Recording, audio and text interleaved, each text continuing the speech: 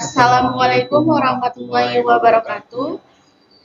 Kami dari kelas Malam B Teknologi Rekayasa Elektronika kelompok 11. Di sini kami akan mempresentasikan Project Based Learning dengan tema Line Follower Analog pada semester 1. Di sini saya akan membacakan tujuan pembelajaran kami di semester 1 yang berupa line follower robot. Yang pertama yaitu memenuhi tugas PBL pada semester 1. Yang kedua yaitu mengetahui apa itu robot line follower analog. Yang ketiga yaitu mengetahui komponen serta fungsi dari komponen tersebut yang digunakan dalam pembuatan robot line follower analog. Dan yang terakhir yaitu mengetahui dan memahami bagaimana prinsip kerja robot line follower analog. Selanjutnya di sini saya akan membacakan apa sih line follower robot itu. Robot line follower adalah sebuah robot yang dapat mengikuti garis. Robot dapat mengikuti garis berdasarkan perbedaan warna garis. Dalam hal ini, garis pandu yang digunakan adalah garis putih yang ditempatkan di atas permukaan berwarna gelap ataupun sebaliknya.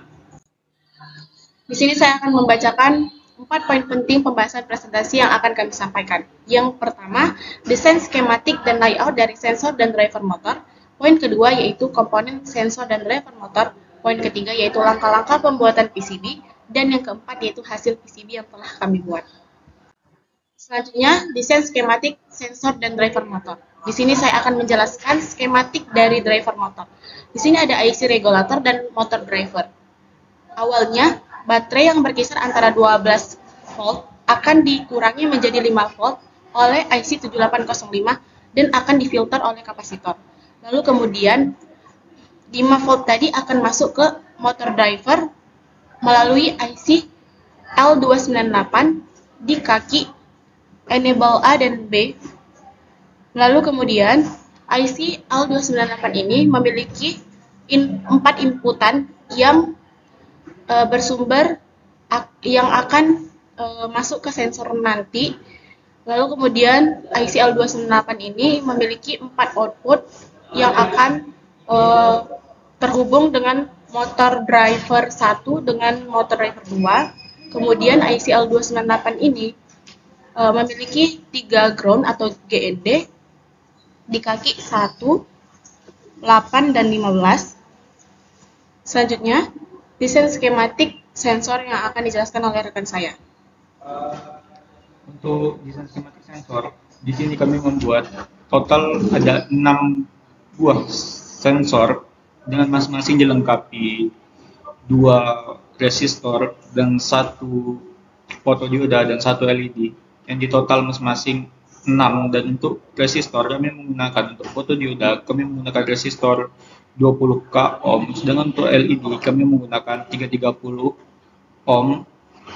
Dan di sini juga kami menggunakan pin header dengan 8 kaki yang masing-masing kaki terhubung ke masing-masing sensor. Berikutnya ini adalah desain layout dari sensor dan driver. Di sebelah kiri adalah desain sensor. Seperti yang saya bilangkan tadi, ada komponen LED dan fotodioda yang berdekatan lalu dihubungkan dengan resistornya masing-masing. Begitu pula dengan driver. Di sini ada IC L298 dan ini ada IC 7805. Ini ada LED resistor dan ini ada kapasitor dan ini kapasitor. Komponen sensor yaitu ada 4. Pertama fotodioda, resistor, pin header, dan LED.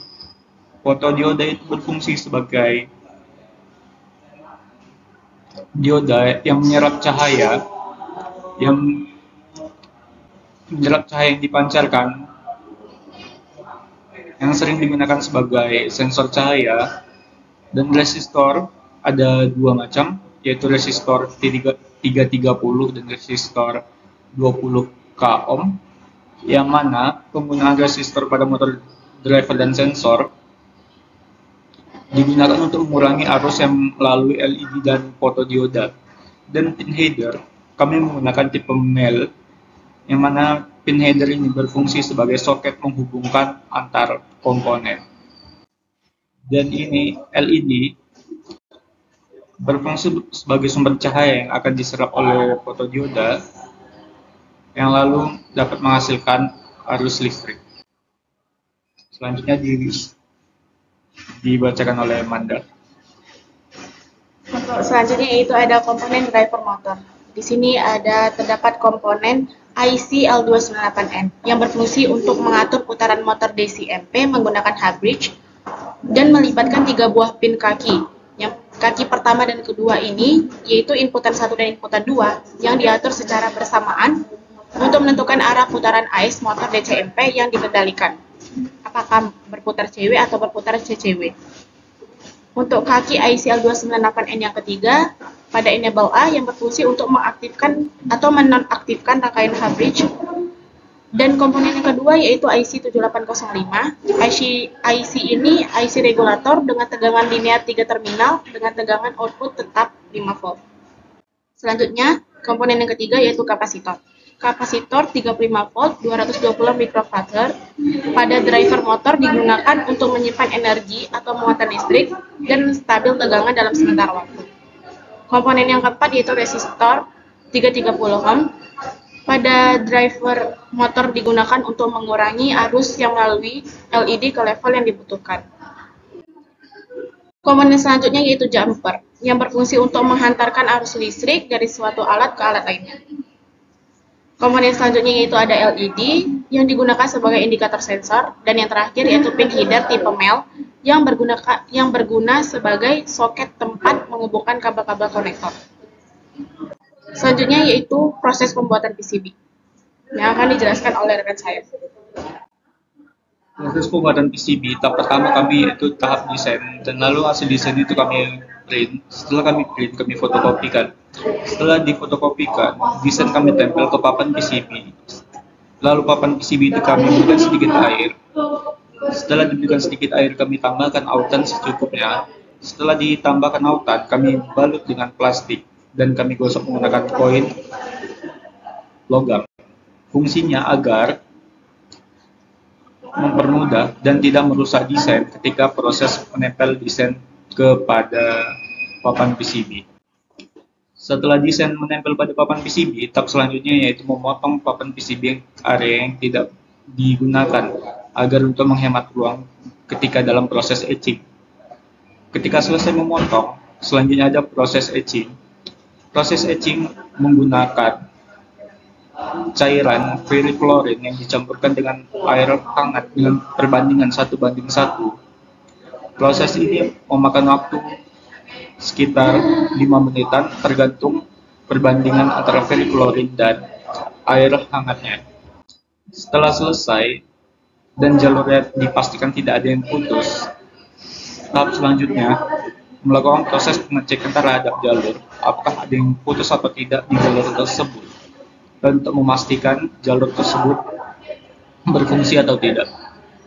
Setelah dipastikan berfungsi dengan baik jalur tersebut, proses selanjutnya yaitu membor area yang akan dijadikan sebagai kaki-kaki komponen yang akan dimasukkan oleh komponen. Setelah selesai dilubangi, tahap selanjutnya kita yaitu memasukkan dan memasang komponen, dan harus diperhatikan yang mana kutub positif dan kutub negatif ya dari setiap komponen, dan di manakah kakinya seharusnya dimasukkan. Setelah dimasukkan dan sudah dipastikan komponennya berada pada posisinya, tahap selanjutnya yaitu melakukan proses penyolderan agar komponen menempel pada papan PCB. Setelah selesai disolder, kita masuk ke tahap terakhir, yaitu tahap proses pengecekan terhadap apa yang telah kita buat, yaitu sensor dan driver, apakah berfungsi atau tidak. Jika berfungsi, maka lampu akan menyala, dan untuk sensor LED-nya juga akan menyala. Tapi untuk melakukan uji coba untuk menguji coba fotodioda harus menggunakan komparator untuk mengecek apakah fotodiode berfungsi atau tidak. Berikut adalah gambar hasil yang telah kami buat Di sebelah kiri adalah gambar hasil bentuk dari sensor, tampak atasnya, tampak dari komponennya, dan ini adalah tampak dari layoutnya, bagian yang sudah disolder tadi.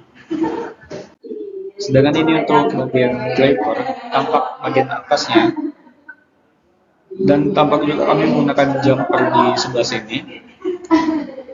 Dan ini juga bagian layoutnya untuk driver motor bagian bawahnya. Sekian dari presentasi kami. Wassalamualaikum warahmatullahi wabarakatuh.